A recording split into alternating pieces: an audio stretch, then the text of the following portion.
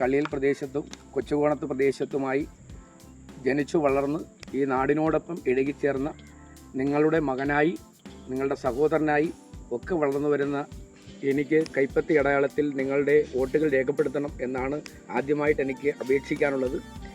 ഈ കള്ളിയൽ പ്രദേശത്തെ കഴിഞ്ഞ കാലങ്ങളിൽ 9-ാം വാർഡിൽ അമ്മമാർക്ക് തൊഴിലവസരങ്ങൾ നിഷേധിക്കപ്പെട്ട തൊഴിലുറപ്പ് പദ്ധതിയെ അവഹേളിച്ച് അതിൽ തൊഴിൽ നൽകാതിരിക്കുന്ന അമ്മമാർ കഷ്ടപ്പെടുന്ന രീതിയിലേക്ക് പോകുമ്പോൾ അതിനെതിരെ പ്രതികരിക്കേണ്ട അവസരമാണ് നിങ്ങൾക്ക് വന്നിരിക്കുന്നത്. അതിന് നിങ്ങളുടെ എല്ലാവരുടെയും കൃത്യമായ പിന്തുണ അമ്മമാരുടെ ഭാഗത്തു നിന്നും എല്ലാവരുടെ ഭാഗത്തു നിന്നും ഉണ്ടാകണമെന്ന് വിനയപുരസരം അഭ്യർത്ഥിക്കുകയാണ്.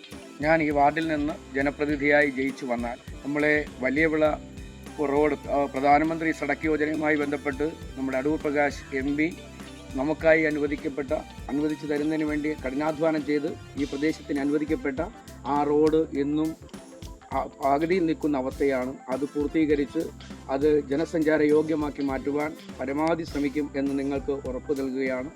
അതോടൊപ്പം നമ്മുടെ പ്രദേശത്ത് റോഡിൻ്റെ ഇരുവശങ്ങളിലുമായുള്ള ഈ കാടുകളും മൊത്തം പാമ്പും മറ്റ് ഇഴജന്തുക്കളും കൊണ്ട് വിദ്യാർത്ഥികൾക്കും അമ്മമാർക്കും സഹോദരിമാർക്കും സഹോദരങ്ങൾക്കും ഒന്നും നടക്കാൻ പറ്റാത്ത സാഹചര്യമുണ്ട്.